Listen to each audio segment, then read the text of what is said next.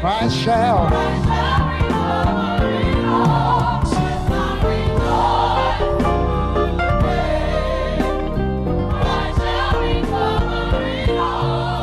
The 37th Psalm, verse 23, reads like this. Amen. Reads like this. Psalm 37, verse 23. Psalm 37, verse 23. The A clause reads like this out of the King James Version. The steps of a good man are ordered by the Lord. Thank you. You may be seated.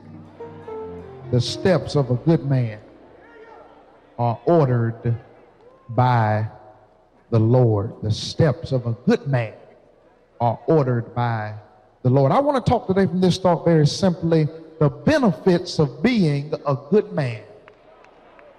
The benefits of being a good man. And I don't want any of the ladies to feel slighted or be in your feelings this Father's Day, because this message could easily be titled The Benefits of Being a Good Woman, or The Benefits of Being a Good Person. But since I'm preaching and it's Father's Day, I feel led to title it The Benefits of Being a Good Man. Just smile at the person beside you. I hope you like them. If you don't like them, that's your fault, because you sat beside them. Smile at them and say, neighbor, there's some benefits in being a good man. Yeah, there's some benefits. There's some benefits in being a good woman, a good man, a good person. Brothers and sisters, June 17th, 2015, literally 3 years ago today, an injudicious, deranged white supremacist walked into the Emmanuel African Methodist Episcopal Church there in Charleston, South Carolina, and killed 9 African Americans. All of this happened during Bible study. 9 lives were taken suddenly by an injudicious, deeply deranged man, and one of the 9 who were killed on that fateful day happened to be the pastor of the church. His name was the Reverend Clemente Pinckney. He was not just a pastor, he was a husband. He was not only a husband, he was a father. He was not only a father, he was a United States Senator for the state of South Carolina. His death, along with the deaths of the other innocent lives lost, literally shook our nation to its core. So much so that President Barack Hussein Obama agreed to deliver the eulogy for Reverend Clemente Pinckney. President Obama's eulogy is arguably one of the most remarkable and memorable eulogies ever delivered on U.S. soil. In the eulogy, President Obama, speaking about Reverend Clemente Pinckney, said something like this: "What a good man." Sometimes I think that's the best thing to hope for when you're eulogized. I mean, after all the words and recitations and resumes are read, to just say someone was a good man. Obama says you don't have to be of high station to be a good man.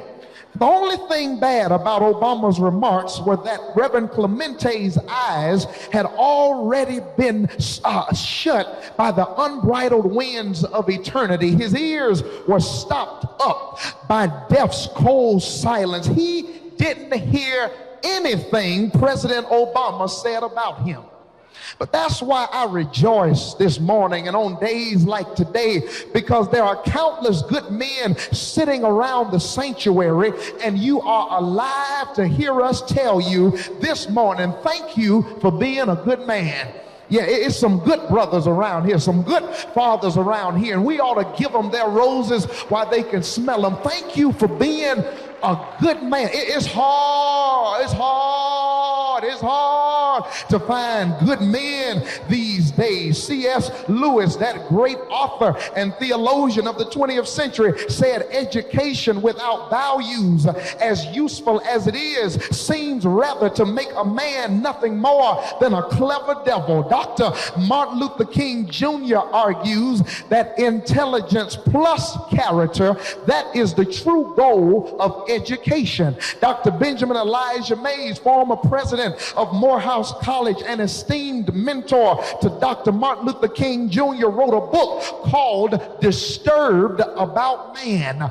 Dr. Mays says, I am disturbed, I am uneasy about man, because we have no guarantee that when we train a man's mind, we will train his heart. No guarantee that when we increase a man's knowledge, we will also increase, listen, his goodness.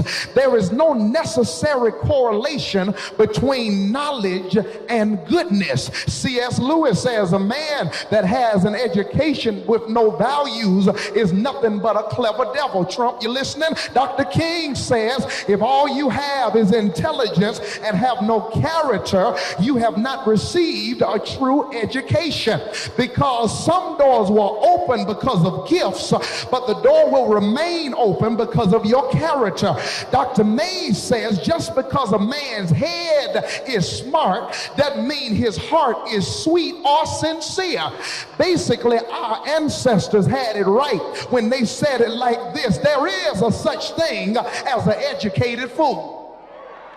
Because you can be a smart man, but that doesn't mean you're a good man. You can be a clever man, but that doesn't mean you're a good man. You can be an articulate man, but that doesn't mean you're a good man. You can be a rich man, but that doesn't mean you're a good man.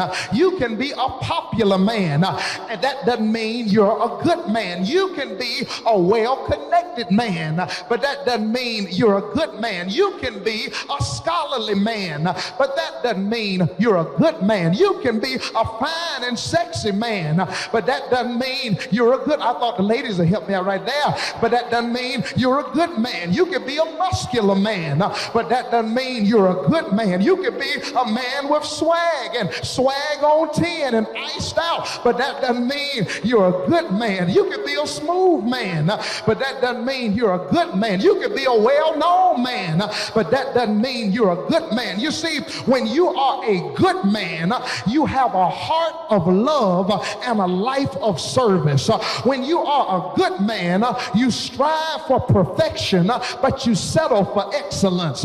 When you are a good man, you consider other people's feelings and not just your own. When you are a good man, you work hard not to be a bad man. When you are a good man, the fruit of the Spirit show up in your life. When you are a good man, you don't sell your soul for a check, because what profit a man to gain the whole world and lose his soul, his psyche, his mind? When you are a good man, others feel special and loved while they're in your presence. When you are a good man, the light of God bounces and radiates and rests off of your life. When you are a good man, younger men and older men find a role model when they look at you. When you are a good man, compassion for others becomes a hallmark in your personality. When you are a good man, you find other ways to deal with your anger other than being abusive to the ones you say you love. When you are a good man, others become better because they've been in your presence. When you are a good man, you like a scoop of homemade vanilla bluebell ice cream. You are refreshing to the taste of those in your atmosphere and vicinity. When you are a good man, you work to be a better version of the man today than you were yesterday. Let me warn you, I'm going to preach all of this. You ain't got to say amen. When you are a good man, when you hear of someone making a mistake, you don't judge them or laugh at them or try to put them on blast, but rather you hold them up in prayer and love, because the truth is it was them today, but it could be you and I tomorrow. When you are a good man, you don't mind apologizing to your spouse, your children, or people underneath you, because you know being at peace is better than being right. When you are a good man, you can lose your job, struggle a little bit, face some pain, go through bad breakups, fail and try again. Fail and try again. Fail and try again. Fail and try again. Fail and try again. Fail and try again. And never lose a hair bit of your worth, because the power of God is made perfect in your weakness. When you are a good man, you use things and love people instead of using people and loving things. When you are a good man, money is a tool and not your God. When you are a good man, you can have a drink as long as the drink doesn't have you. When you are a good man, you don't need a like on Facebook or a like on Instagram. As long as God double taps your life, nothing else matters, because the steps of a good man are ordered by the Lord. I like this right here. That's good news, that the good man's steps, the good woman's steps, the good person's steps are ordered by the Lord, because the sage that gave us these words is trying to smuggle some secrets to us. There is a sage behind this text. Some scholars suggest there's a wise person that wrote these words. Some scholars say it was David that wrote these words. I'm unclear whether it was a sage or whether it was David, but what I do know is this isn't a neophyte writing these words.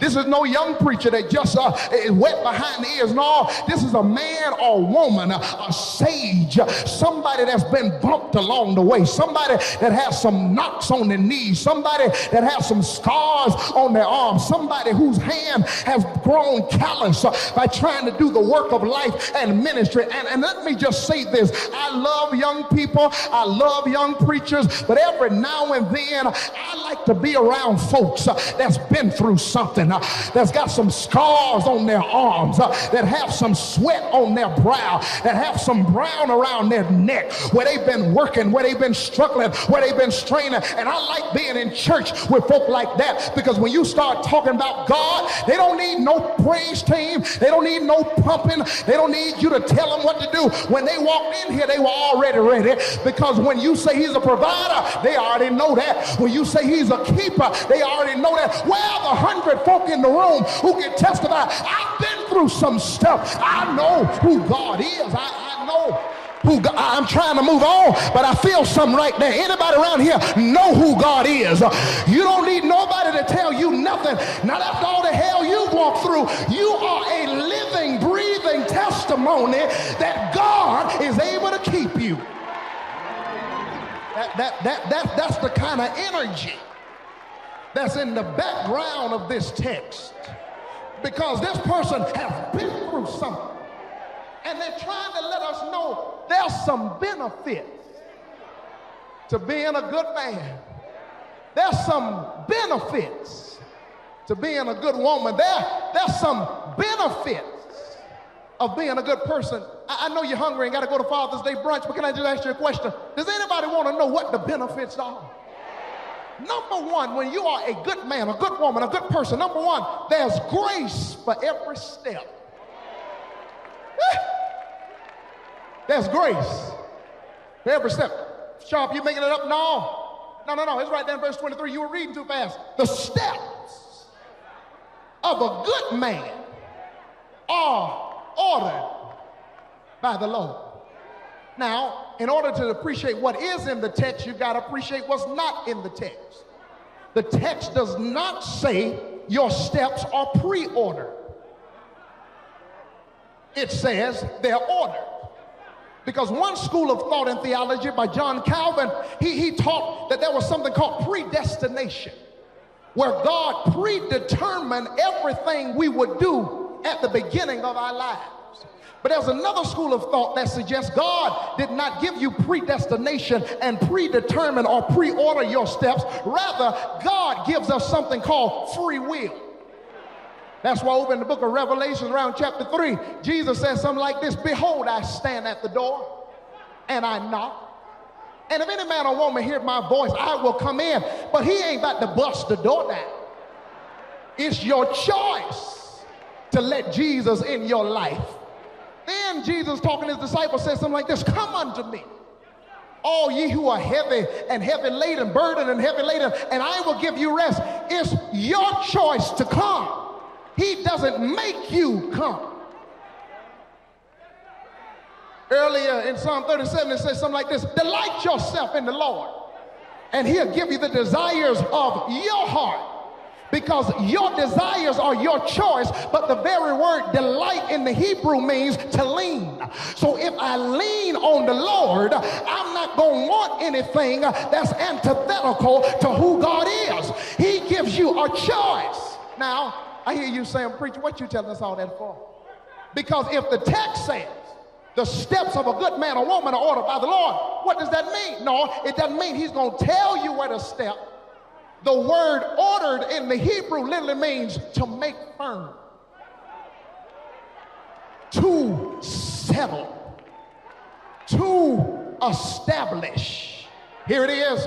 So even when I choose to step how I want to step, God loves us so much that even if you make a back step or a misstep or do the two-step, he gonna make sure every step is firm and planted. And if there ain't nothing else in this house, you ought to shout over today. It's all the times you made the wrong step and God said, oh, that's my child, let me secure him through it. Am I preaching to a room full of folk who understand what it means for God to secure your steps? Let me holler at the real saints who can admit, Sharpe, I ain't made all the right steps, but the reason I'm here is because I got a God who is able to secure me even when I make wrong turns. I'm going to say this for the 30 of y'all who need it now unto him, who is able to keep me from falling.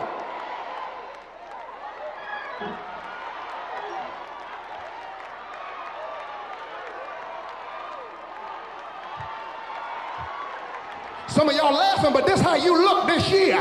The only reason you made it to church today is because you got a God who locked your feet in and said, devil, get the hell out of here. That's my child. That's my daughter. That's my son. No weapon formed against. Touch three people, say your steps are secured.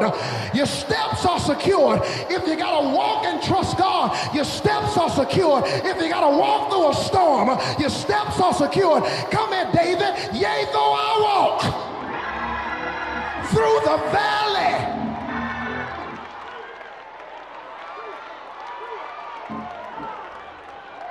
So even when I'm wrong, there's grace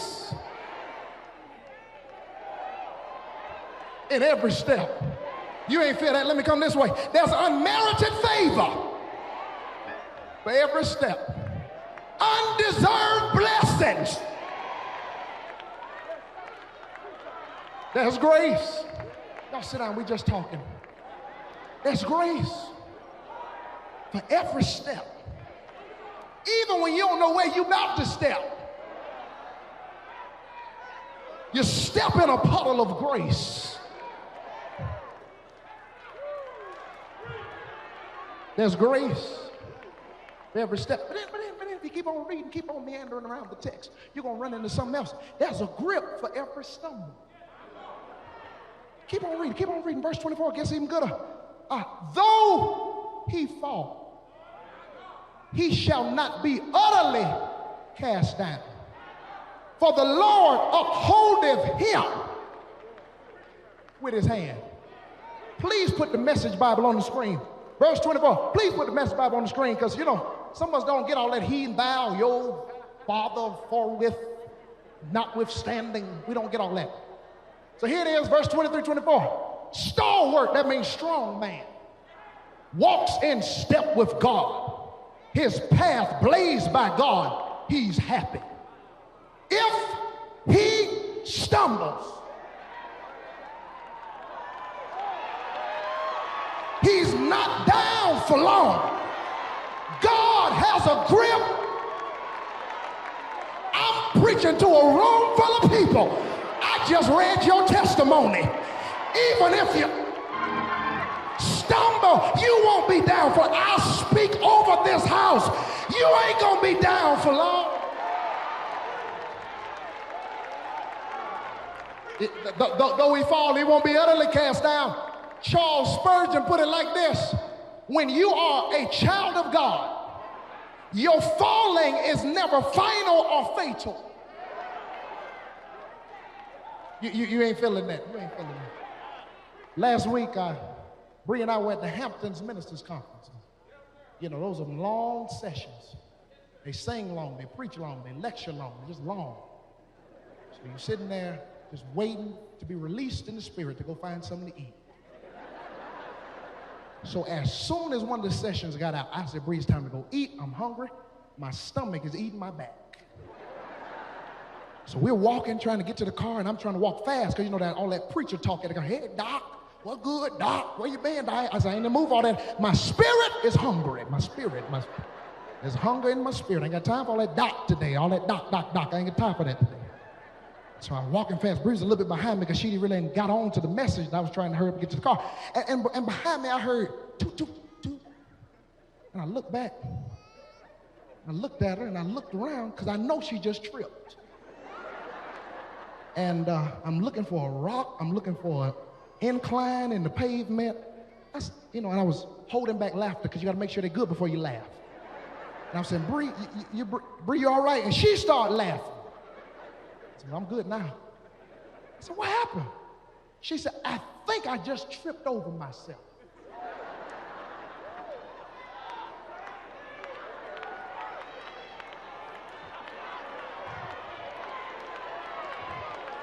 Who in this room can admit, if you be real, sometimes it was not the devil?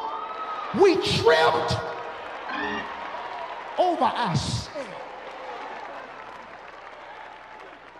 But when you trip, there's only one reason that your knee doesn't get destroyed. When you trip, there's only one reason your bones don't get broken. It's because there is an invisible hand holding you up. I'm going to say this for the 30 people that'll give God praise. God, thank you for having your hands on me, even when others took their hands off of me. And some folk had their hands on me, but were not trying to help me. They were looking for a soft spot in my back to put a knife. You ought to turn up and turn this sanctuary out that your life is in God's hands. I don't know who that is for. I don't know who that's for. I said your life is in the hand. Where Deacon John Jones, guide me, oh, thou great Jehovah, pilgrim through this barren land. I am weak. I wish I had some old school saints. But thou art mighty. What you want to do? Hold me with your powerful hand. Then Kurt Franklin came a little bit years later and said, you don't have to worry. Don't you be afraid. Joy comes in the morning. Troubles, they don't last always. For there's a friend named Jesus who will wipe your tears away. And when your heart is broken, just lift your hands and say, I know I can make it. I know I can stand no matter what may come my way. My life is in his hands. Time is filled. Y'all keep sitting there. I'm gonna feel better in a minute. With swift transitions. None on earth unmoved can stand, but build your hopes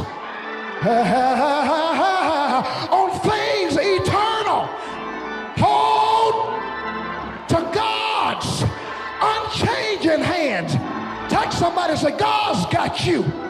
I don't care if they fire you. God's got you. I don't care who leaves you. God's got.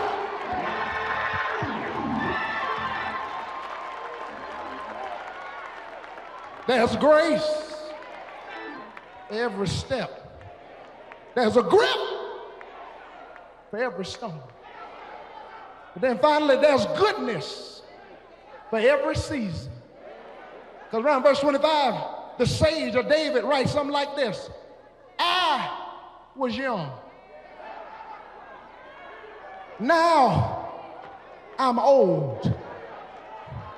But I've never, y'all ain't reading, but I've never seen the righteous forsaken, nor his seed begging for bread.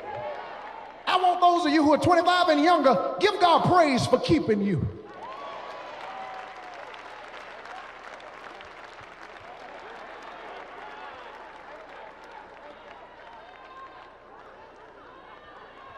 That's a little bit of praise for a little bit of storm, and a little bit of living, and a little bit of hell, and a little bit of bills, and a little bit of pressure, and a little bit of annoyance, and a little bit of sleepless nights. Now, if you're older than 25,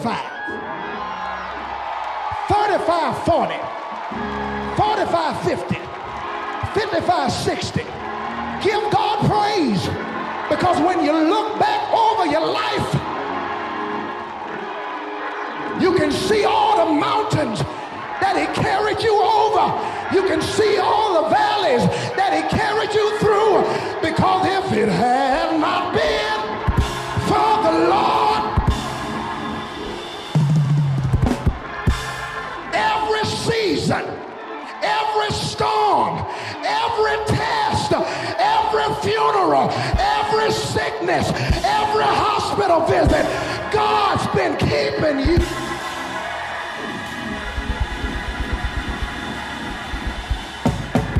Touch three people, say, I've been kept.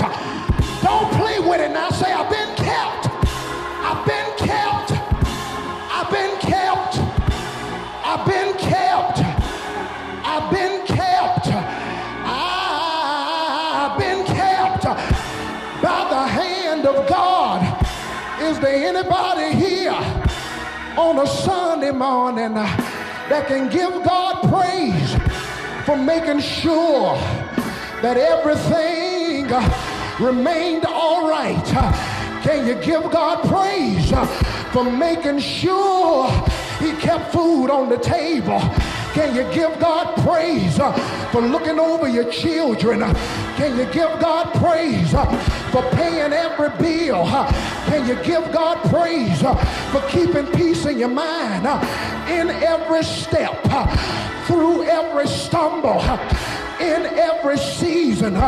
You can testify, I've had some good days and I've had some bad days. I've had some hills to climb. I've had some weary days. Yeah, Lord. And I've had some sleepless nights. But when I look around and start thinking things over, all of my good days still outweigh my bad days, and I won't complain. Sometimes the clouds hang low. I can hardly see the road. I ask the question, Lord, why so much pain? But he knows what's best for me. Although my wearied eyes, they can't see. So I'll just say, thank you, Lord. Thank you for my mountains. Thank you for my valleys. Thank you for my tests. Thank you for the rumors. Thank you for the gossip. Thank you for the lies. Thank you for the darkness. Thank you for the sleepless nights. Because now I know if you be for me, can't nobody in the world be against me. And as I go to my seat, I'm reminded of one more man whose steps were ordered. I'm reminded of one more man whose steps were ordered.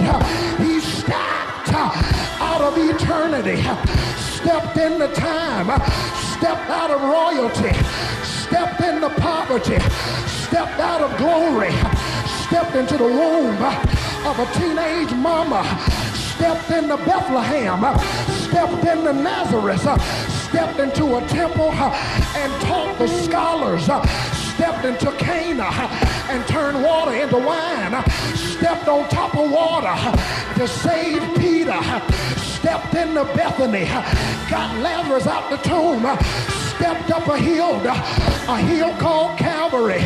He died, they stretched him wide, he hung his head, hell got happy, the earth started rocking, the sun stepped back, the moon turned blood red, the midnight sky began to dim his eyes. Surely one of the soldiers said, this must be the Son of God. They took him off the cross thinking it was all over. They put him in a tomb thinking it was all over. Guards were on duty thinking it was all over. They sealed the tomb thinking it was all over. All night Friday, they thought it was all over. All day Saturday, they thought it was all over. All night Saturday, they thought it was all over. But early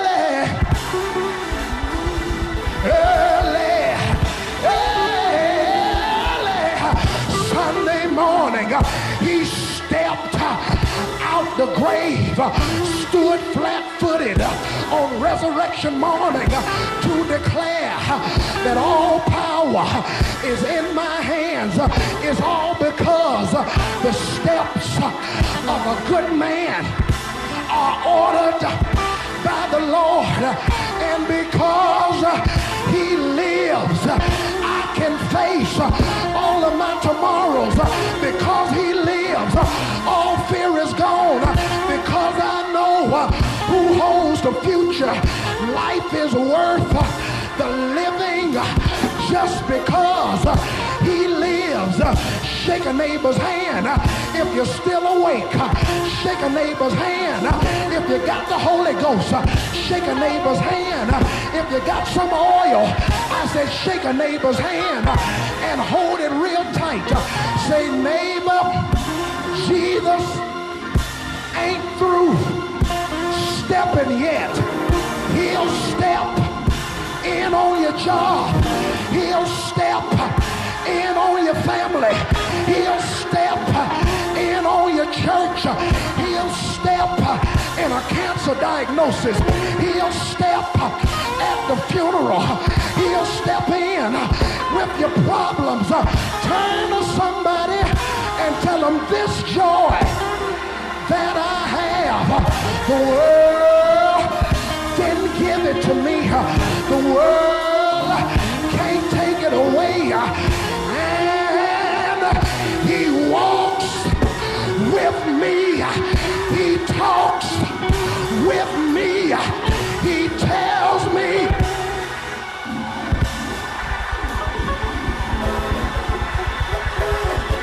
that I am his own, and the joy we share as we tarry there, none other has ever known. Can y'all help me take a trip back down to Macon, Georgia? Put your arm around your neighbor. Put your arm around your neighbor. Shake them a little bit. Rock them a little bit. Tell them, neighbor, your steps and your stops are already ordered. So be not dismayed. Whatever betide you, God will, oh Lord, God will, God will, God will, God will, God will take care of you. Somebody say yes. Somebody say yes.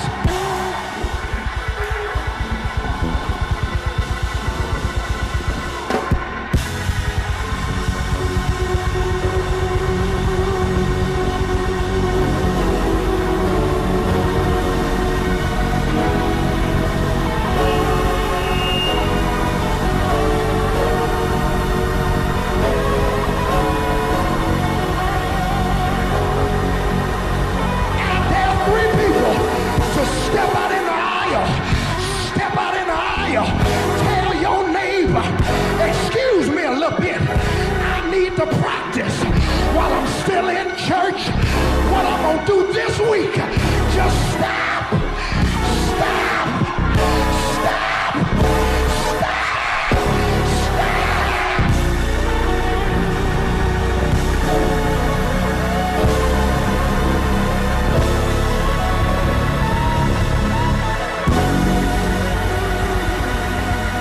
give him glory that he already got your steps. Give him glory that he already.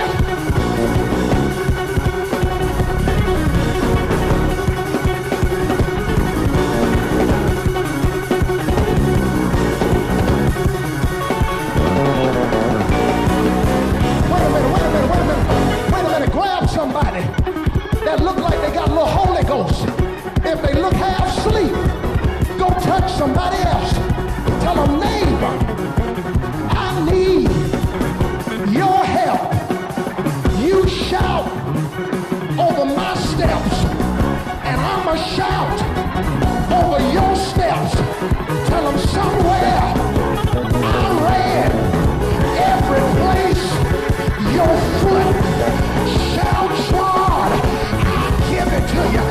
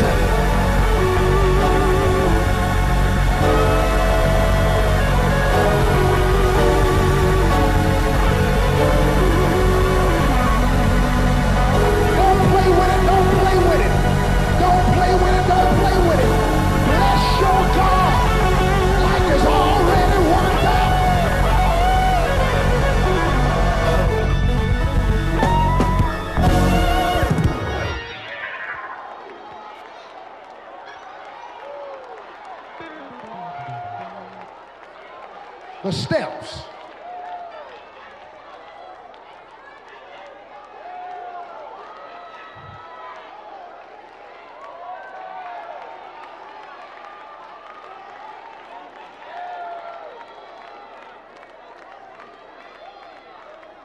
the steps of a good person. I don't care what kind of maliciousness going on around you. I don't care what kind of evil surrounds you. You never have to lose sleep over a step.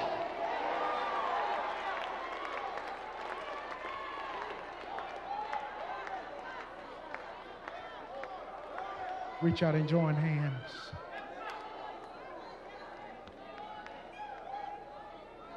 I don't know who I'm preaching to.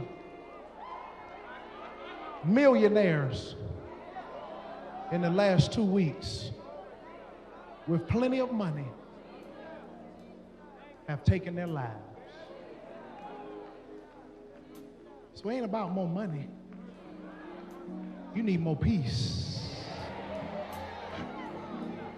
Because some of us got plenty of money. But money can't make you go to sleep at night. What's going to hold you is understanding the grace of God. God ain't like people. See, we find out one thing about a person and we just shut them off. God said, no, I love using broken people because my glory can shine. I love using people that have made some bad steps. Come here, David. Come here, Moses. Come here, Daniel. Come here, Peter. Come here, Matthew. Come here, Paul. I love using men who've been through something.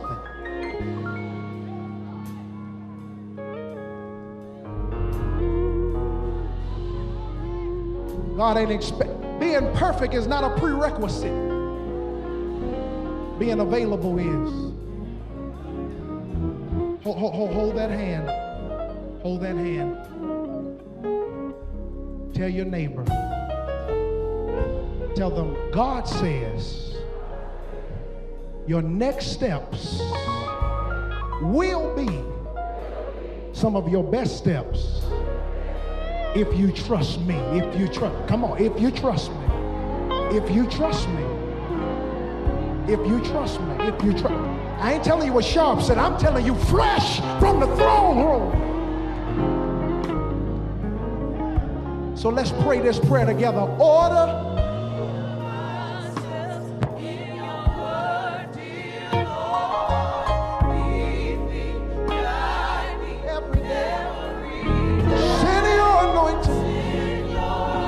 Father, I pray. Order my steps in your word. Please order my steps in your word. Order my steps in your word, dear Lord. Lead me, guide me every day.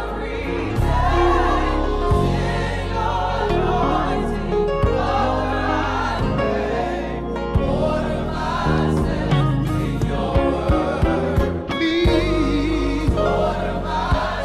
Let me hear you sing it. Everybody in the church, no praise team.